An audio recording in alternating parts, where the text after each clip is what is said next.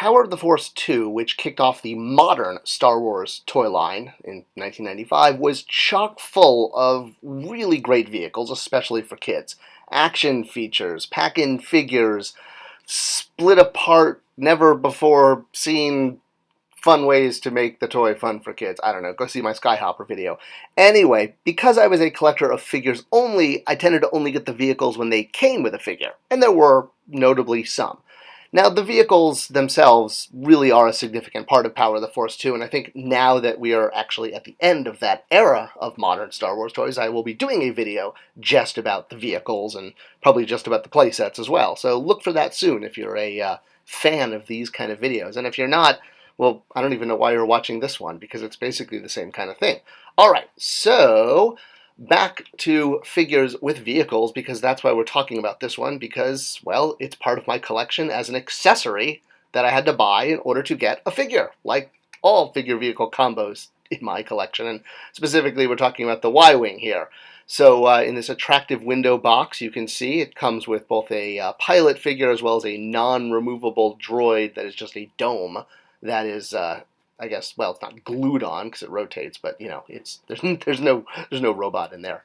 And much like all the other vehicles in Power of the Force 2, whether they had a pack-in figure or not, these were pretty much all copies of the Palitoy Kenner molds, which is why they were able to do so many. There were some new tools, like the Skyhopper I mentioned, but for the most part, yes, if you had a Y-Wing growing up, which I did, and I have very fond memories of getting it for my 7th birthday, well, this was basically literally the same toy, but with better deco, and now with a included figure and an included droid dome that you probably like to pretend there's a full droid in there. Why not? And it was cool, the old Y-Wing, you could actually pull the droid out. Anyway, back to this one, you can see the skiff there on the back, because originally there was a cross-sell, because the skiff and the Y-Wing were meant to ship together in a master carton of the same price point of vehicles. But the skiff came out way earlier. Who knows why? There's always a bazillion reasons why these things happen. And, well, if you want to know the exact reason, and there's only going to be like 2 people in the audience that get the math joke here, it probably just comes to the fact that it was a Target exclusive, and sometimes these programs just don't always go to books. I mean, there's a million reasons things can go haywire, but exclusivity can play into it. All right, so while they did cross-sell each other, the Y-Wing came out at the very end, and by I mean literally end of Power of the Force 2, was the last item that shipped with Power of the Force 2 branding. And it was a recreation of a very beloved toy many of us had as kids, sans the electronics and that click, click, click noise that the cockpit made, the gun on top, and again, the vintage toy had a removable droid, which was pretty cool, since you could put R2 in it. You couldn't do that with the X-Wing. And it came in this beautiful window box packaging showcasing, what a shocker, price value, the figure, the projectile, the vehicle. You could see it all clearly in package, because that's how you sell toys to parents. You show them price value. Can you actually believe this toy originally retailed for $19.99? Oh, wow, the inflation. I imagine this would be like $70, $80 by now. All right, so the pack-in figure is really what we need to be talking about now, because, again, as a figure collector, that's what I was after. So yes, I bought this Y-Wing for this figure. I bought much bigger for much less, believe me. I have a Naboo fighter, starfighter I can talk to you about, red astromech droid. Anyway, so this guy was called Unique Rebel Alliance Pilot. Wish that was my cool name in Star Wars. I always assumed it was kind of supposed to be Gold Leader, but I mean, Gold Leader has a helmet that's got a lot of gray on it, and there's actually been 2 Gold Leader action figures, which is crazy because he's a background Rebel pilot, although he does show up as one of the only pilots that's both seen in the briefing room and actually in a cockpit. So most of the others just seen in cockpits. All right, so yeah, this figure is, I think a lot of people also thought it was kind of supposed to be Red Leader, but again, he flies an X-Wing. It's a generic, what can I say, but it was a new figure, and especially because I am a huge fan of Rebel pilots. At the time, well, it represented one of the only next pilots we got, but it wasn't really up to date. The first pilot, we got this Luke figure, even though it was called an X-Wing Luke and had a picture of X-Wing Luke, it's actually Luke in a snowspeeder suit.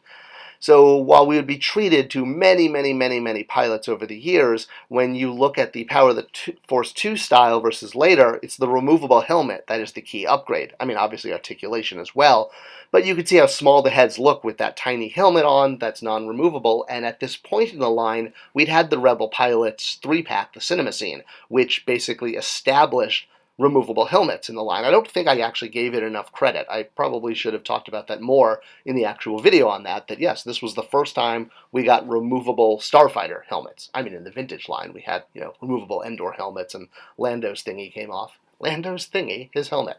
But yes, the pilots are seen with and without their helmets, mostly in Jedi, and in A New Hope it's just gold 1, that is. But regardless of more reasons to display, you can see the obvious upgrade. And with a few pilots with helmets, permanently attached to their head, and also, almost basically the size of a skull cap, not really a helmet. I mean, the helmets were, much bigger. It ages and dates this figure, basically. And it's unfortunate, because it was great to get another pack in Rebel Pilot and so many opportunities to do specific pilots. In this case, it was a quick to market by taking the Biggs Darklighter body and just putting on a new head. I mean, that's literally what this is. It's a repaint of Biggs, new head, boom. A lot of exclusives get that because they don't get much tooling. Although they did have to tool up a Y-Wing. Well, no, what am I saying? They had the tool. Anyway, that was the whole reason they were able to release it. So yes, here we are on the verge of helmet versus no helmet. And in the previous helmet that is the size of a skull cap, the few figures that were released in the beginning of Power of the Force 2 are absolutely, no longer up to date with the line, and I actually don't even display them. They've pretty much all been updated with modern versions. So while looking backwards over the entire line, it's worth noting this figure, it's definitely one that's been replaced, basically, more or less. Unless, you want random Rebel pilot that actually really is just a generic one, but yeah, that skull cap, if you look at, we've gotten Biggs, we've gotten Wedge, like I said, 2 gold leaders that have both had removable helmets, so yeah, this Y-Wing pilot just really doesn't cut it as far as displayability. It shows its age. And with that, we reach the end. Not the end of all things, but the end of Power of the Force 2. In no way are we going to be ending the series. We're jumping right into Power of the Jedi. Well, actually, after a very special next episode where we're going to be discussing the change in branding, but more importantly, the change in character selection and where it came from and how it was related to Episode 1, expectations, sales, and the need to keep product flowing at market. It was a really interesting story in a brand changeover, so I look forward to telling it and having you join us next time for more modern Star Wars toys as we leave Power of the Jedi.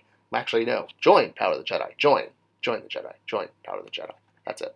Leave Power of the Force.